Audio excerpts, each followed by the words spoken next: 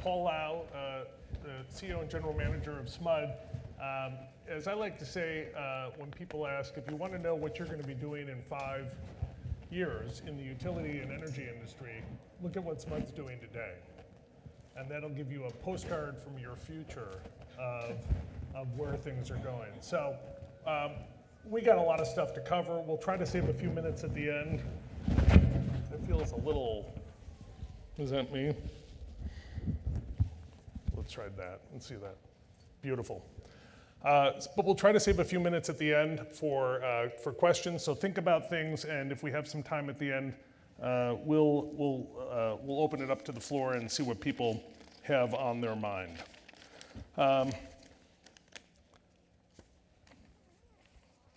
As I said, Paul, you know, SMUD's always been, at least in my 20 plus years of knowing SMUD as an organization and you, has been on the cutting edge. What is it about SMUD that creates this opportunity for innovation and setting the pace on new technologies, new approaches that seems to befuddle the rest of the industry? Well, first of all, Eric, everybody hear me okay? No. Can everybody hear me okay? Yeah. No, there's a feedback. Okay. Well, first of all, Eric, thank you so much. And thank you, ETS, for inviting me for this fire chart. I think this is actually, that's a great question. Do I hear echo? Yeah. Is it us? Do we need to be further apart? Yeah, we need to be further apart. That solved the whole problem. Okay. Yeah. Innovation. Yeah. Well, thank you for the kind words again, and thank you, ETS, for inviting me to come to this fire chart moment. I think what's really interesting is that this question gets asked all the time. And I really do believe that SMUD is unique in a lot of sense. First of all, I think we're unique that we are located in California, which is probably one of the most progressive states in the nation. But more importantly, SMUD, we're the 6th largest public-owned utilities in the US. So our size is actually the perfect size in terms of that we're big enough, that we have resources to try new things, but then we're small enough that we're quick and nimble. But I think really one of the key things that really enables SMUD to do what it does is that our structure. We're a public-owned utility. Yep. We have a board of directors that are elected by the people from Sacramento. So they're completely in tune and really about what the needs and wants of the community. And we've been very fortunate. SMUD has a very, very forward-thinking and courageous board for a very long time. And especially our current board, in fact, 3 of our board members are here. Yeah. So one of the things that's actually unique about SMUD, our structure, is that our board is something called a policy governance board.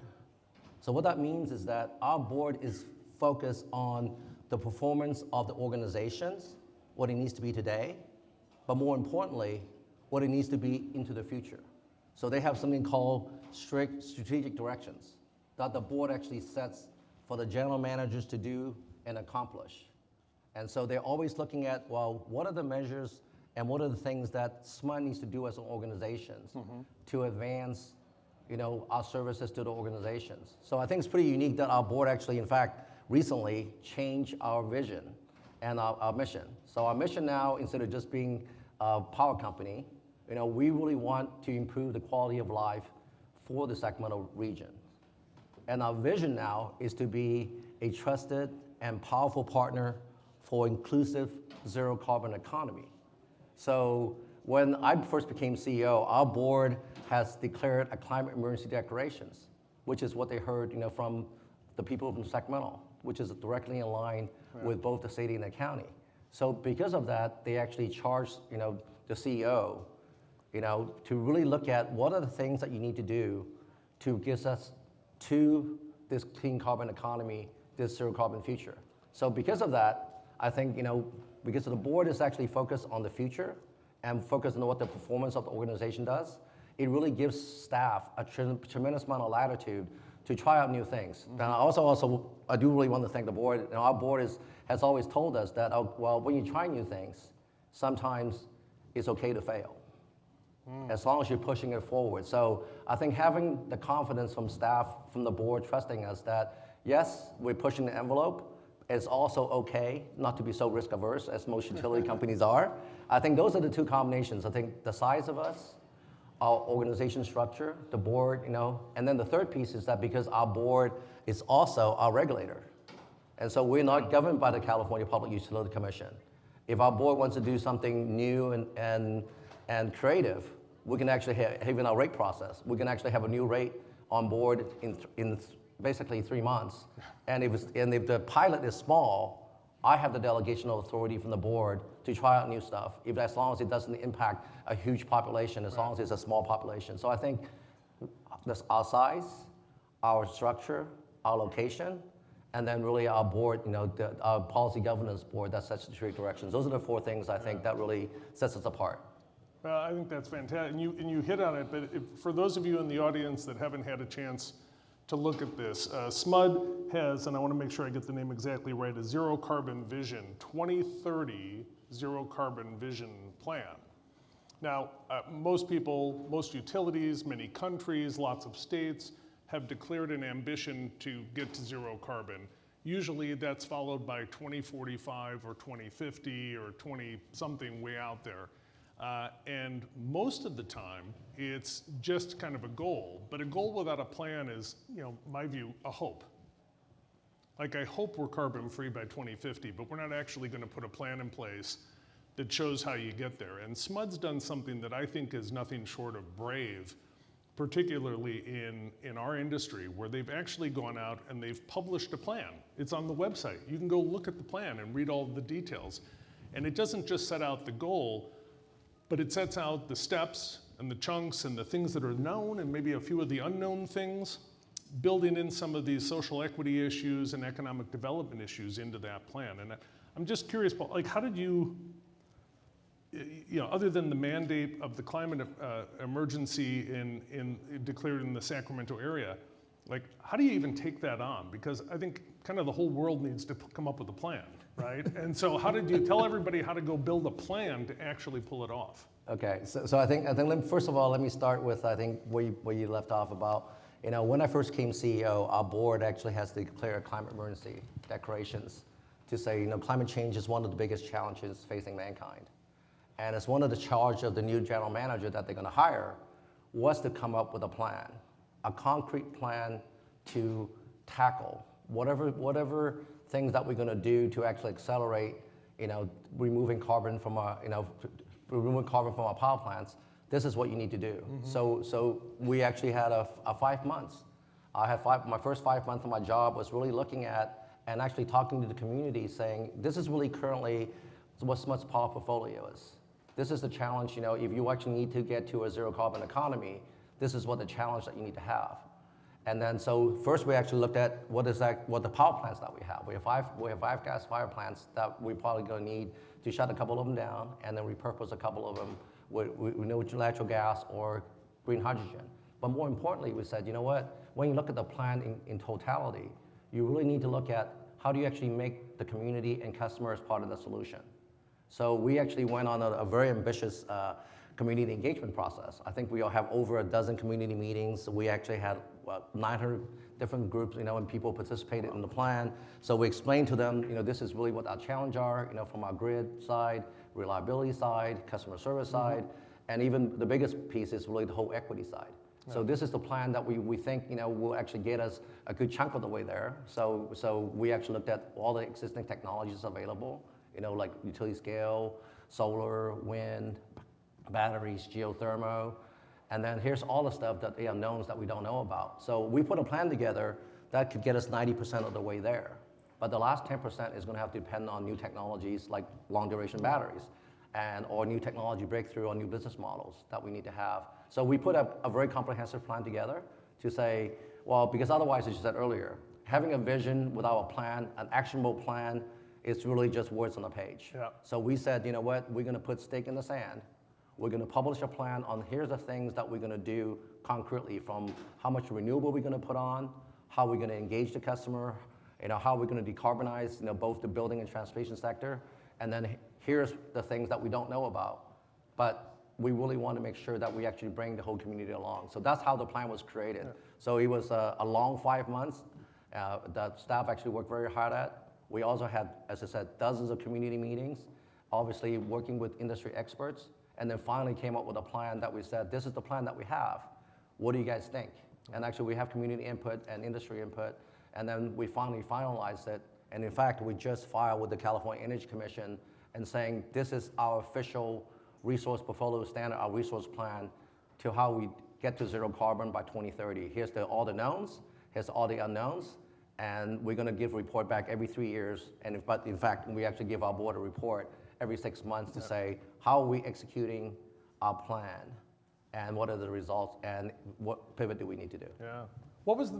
Any big surprises or takeaways through that community engagement or your work internally, consultancies? I'm wondering if there was anything that came out of that work where you said, holy cow, I didn't expect that. I didn't expect to find that. I shouldn't say there wasn't a lot of big surprises, but there's a lot of big aha moments. A lot of aha moments is that when we actually went to community and talked about our zero carbon economy, there was a big section, a big segment of our customers that are just, I think you heard Jared and Hans talk about this morning, that was just focused on putting food on the table, paying the rent. So the big aha moment was that the challenges that the general, a lot of the underserved communities, what resource they have, what challenge they have to actually participate in this clean energy vision, and what resources available to actually help them to make this transition. So from that was a big aha moment. So we actually created something called the Community Impact Plan. So we created, I think it's the first in industry, that took a look at all our service territory, map out all the communities in terms of really from the demographics to income to job to health, and really identify what are the challenges each communities have, and actually create a plan and actually work with the NGOs and the organizations that serve those communities and say, what do we need to do to help you overcome the challenge that you have today so you can participate in this clean energy transition? And a lot of it really was, they were really interested, you need to have inclusive workforce development. You need to make sure that people from those communities have access to those jobs that will come with all the thousands of chargers that we need, right? Building transportation electrification, the rooftop solar and batteries that we have. And so they were talking about, well, how do we participate? And the challenges that you have and the program that you have today is not sufficient. So SMUD, we actually doubled our budget, from $6 million last year to $13 million this year to really help those communities build capacity, and so they can participate in part of the plan, and not only just people have resources. That is probably the big aha moment. So the other piece was really interesting too, was that we think sometimes timing is everything. So when we actually published our plan and we said we want to build an inclusive zero carbon economy, this is where DOE also came up. I know you work very closely with them. The whole Justice 40 piece, to say, making sure that, hey, when you talk about this clean energy transition, making sure that no community is left behind is really one of the promises actually our board has made to our community. And this is really why I think it's so important to have this plan out there, and then really about the gap. And then the other big gap is actually making everyone care about your plan. Because most people right now think about the electric utility is about 4 minutes a year, and this including paying the bill. Well, unfortunately, California have a series of storms this last December and January, right? End of the year in January. So other than that, people are busy with their life. So how do you actually engage them to say this plan is really important to you? So how do you communicate to them what are the local impacts? So our plan is more than just about carbon. It's also about the air quality, right? As I said before, about the local economics. It's about underserved communities. So we actually started a campaign called Join the Charge. So last year we have 100,000 of our customers sign on to say, well, I want to be part of the plan, and here's what I can do, from simply turning down your thermostat, or buying an electric vehicle, or buying an induction cooker. So what are the things that you can do to do that? So we are actually doing some of the stuff that you heard Hank talk about this morning. We're actually having schools. We're going to schools. Our board members actually go and actually talk to schools and actually get kids excited about the plan, and get the parents that get excited about the plan.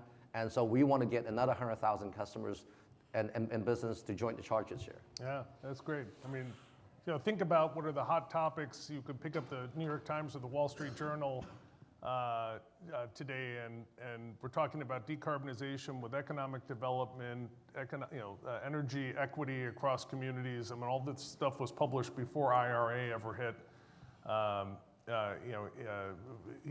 hit the screen as a thing. So, it's a position now that's, I think, really right on the theme of what we're seeing across the country, because you talk about just job development, the sheer volume against which we have to work, like the number of EV chargers, the number of batteries that have to get deployed, the number of rooftop solar installations that are going to happen. We don't have enough people with the skills to go do this work. And for all the talk of domestic manufacturing coming in, which is a huge push for us at ESS and in a lot of our conversations with SMUD, the fact of the matter is you're not going to offshore solar installation, right? It happens in situ, right? It's the place where it's going in. So the other thing, and I'll just leave it as a teaser for you to tempt you to all go read SMUD's plan, is you will be shocked at the rate impact that they expect this is going to have on the people of Sacramento. Like basically none, right? So having the mandate to serve the community, keep energy prices low while doing all of the other things that Paul's mentioned, I think to me that's the cherry on top of this whole thing, because if he had that whole plan that he laid out and that he just talked you through and said, but the downside, folks, is it's going to raise everybody's electricity rates 40%, and that's just the price of what we're going to have to do. Frankly, you might have said, that sounds reasonable, it's going to cost more, but they've got a plan to do this, keeping it affordable and keeping, meeting the kind of the personal economic needs of the people of the community, and I think that is as impressive as all the rest of it put together. Well, thank you, Eric. I mean, I think one of the things that, really one of the reasons why we put the plan together, such an ambitious plan together, we said, really, this is one of the things that we are counting on is one of the cornerstones of the plan is partnerships in order to keep the costs low. So first, we're partnering right now with industries like ESS, right? Getting government grant funding to do some of the creative stuff that we're doing will help drive the cost down. So we're working very, very hard as part of the plan to how do you actually bring both federal and state money in. But more importantly, I think having an ambitious goals like that is a really open invitation to the world for people who are serious about climate change and who really have solutions that they really want to pilot and launch. We want Sacramento to be the test bed. We want you to bring your ideas to Sacramento. So I think it's great to have Eric on stage with me today, because his company, we have a strategic partnership with. We're going to start actually installing the first set, about 4 megawatts of long duration battery this year. And one of the plans that we have is really about having them to really kind of bring their resources into town to make Sacramento State University, Los Rios community colleges, and a lot of the training programs to make Sacramento a center of excellence, for long duration batteries. And hopefully, Eric's company will invest in Sacramento and bring some of the R&D and some of the light manufacturing into the Sacramento region. I think the second piece is really that, one of the things that we said, in order to keep costs low, you have to partner with the customers. Customers investing in electric vehicles, rooftop solar, smart appliances, smart thermostats already. So one thing that the utility can do and must do is create a partnership with the customers, because we're really the only one that can optimize what the customer puts in and actually optimize among the whole value chain. SMUD, we're fortunate. We run our own balancing authority. We own our transmission. We own our distribution. And we own actually our customer relations. So we really are in the perfect position to be that conductor. If customers can shift their load, right, that we don't have to buy expensive power, that benefits both the customer and SMUD. And so we should share that benefits. So how do you create creative customer programs? Like, for example, right now, SMUD is launching our what we call virtual power plant. So if you put batteries, solar and batteries in, if you allow us to use your batteries a few times a year, we give you incentives up to $2,500 to actually put batteries in. And if you put thermostats in, if you actually allow us to actually do lower your low flexibility, we give you incentives. So this is really about one of the things that we really want to do is making sure, in order for this plan to work, we have to partner with the industry, we have to partner with the customers with their investments, but more importantly, we also need to partner with the regulators to making sure that when they're putting regulations and mandates together, which they always do, is making sure that they understand that what the impact on those mandates and rules and regulations are, and is it helping us to reach our zero carbon goal, or does it actually make it more difficult for the utility? So I think one of the things that you said, I want to touch back a little bit about the aha moment.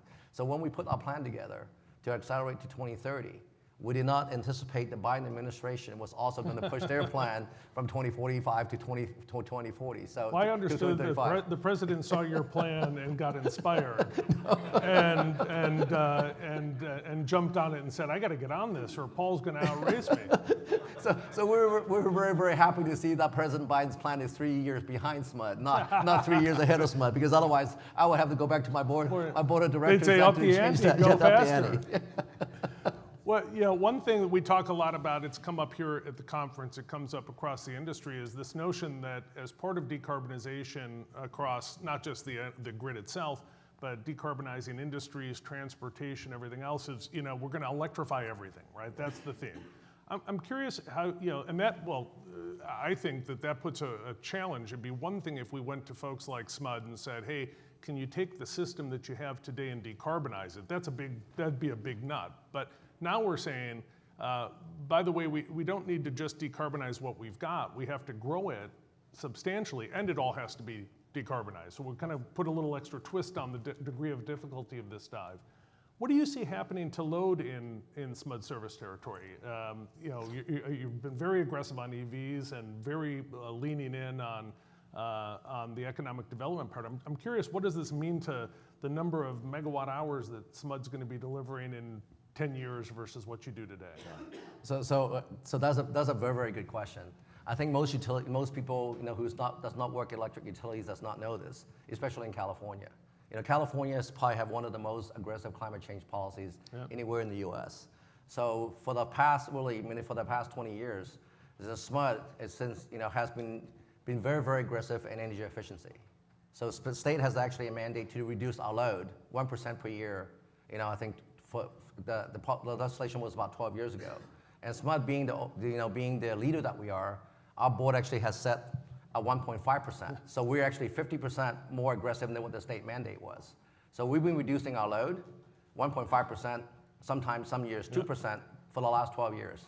So our load has not grown. In fact, even with the heat wave, the 10 days heat wave in Labor Day weekend that hit 116, the hottest day in Sacramento, we still did not hit the peak. Wow. So our peak was 3299 back in 2006. So both our energy sales and our peak is less than what it was back in 2006 because, that's not surprising, as I said, right? We've been reducing our load 1.5% per year for the last 10 years. And we have put in about 300 megawatts of rooftop solar, which we've been a great component of putting rooftop solar in. So between those two, our load and our sales are less than what it was back then. So one of the things that we said, okay, well, you know what? When you look at carbon and when you look at climate change, you cannot not look at both the transportation and the building sector. Just point of reference. SMUD, we have five gas-fired power plants, and we emit about 2 million metric tons of carbon a year, while the building and transportation sector emits 8.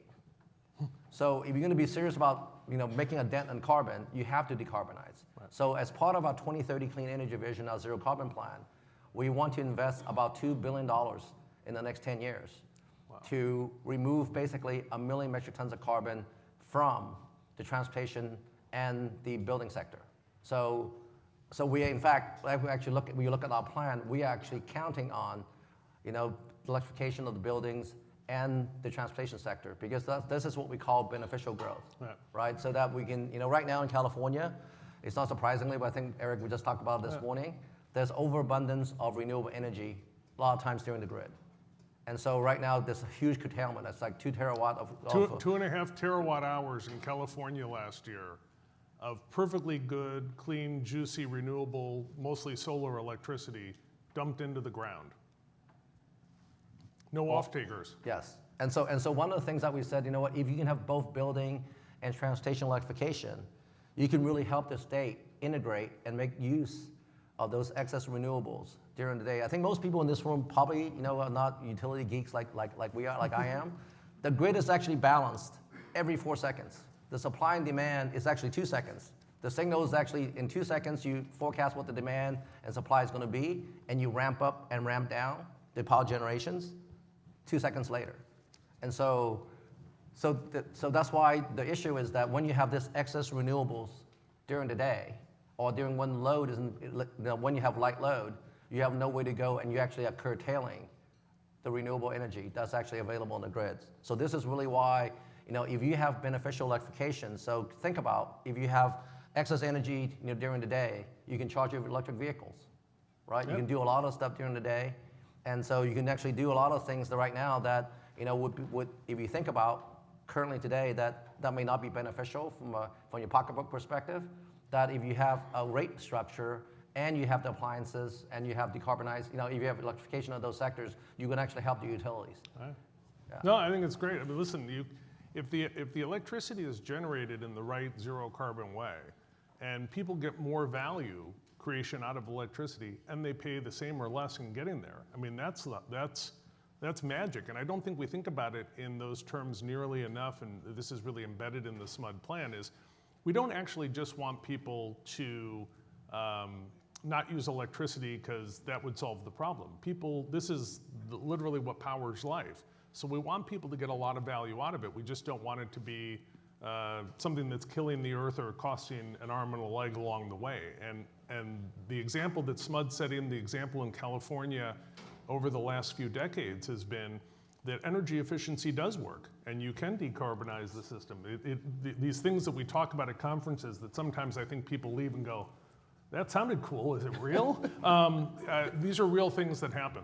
Yeah, so Eric, it's interesting that you say that, right? So like for example, during the heat wave, that California did something that it never done before. You talk about innovation. Every single person with a cell phone in California actually got an Amber Alert text and say, shift your load, or else you're gonna have a rotating blackout.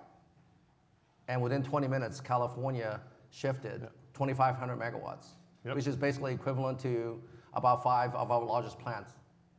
And on top of that, SMUD dropped another 140 megawatts, just our little utility, just because of a text. So, so I think that the thing is that going forward, making sure people care about how you use electricity, and really putting, I think, rate design and programs together. I think you heard the panel talk about this morning. That really kind of fits the lifestyle.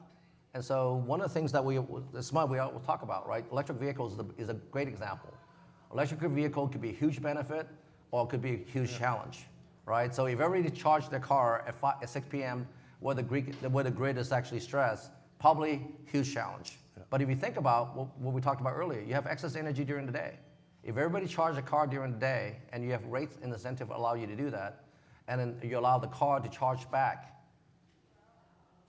into the grid, that would actually help you with your reliability, help your costs, and help with grid resiliency. So that's why innovation is so important. So much going on. Our time is flying by, but we've got 2 minutes left. If there were any pressing questions from the audience, we'd be happy to try to take it on. And of course, as you've probably heard from all the other speakers, we have no idea if you're raising your hand because we can't see a thing. Hi, Paul. Oh, sorry about that. Hi, Paul. Hi. Thanks for sharing. You talked about how you've engaged your board and community, but could you share some thoughts on how you've engaged your workforce internally to bring them along for this shift in fostering an innovative culture? Yes. So in fact, I think it's the first time SMUD actually have such an ambitious plan, and it's a unifying vision. So the first thing that we did is that we actually took our vision and talked to every single employee in the company. So I've done, what we call Straight Talk with Paul. Our executive team has actually set up sessions to really explain, to the organization what this plan is about and what the impact that it will have in each of their work areas. So for example, if you're a lineman, you're probably still going to, change out the poles, put up the transformers. So your life probably today will not change as much until new technology comes in with grid automation. So that you need to make sure that they're part of the process. So if you're resource planning, now that's going to be different right now because of the fact that you're looking at, how do you actually join the energy imbalance market?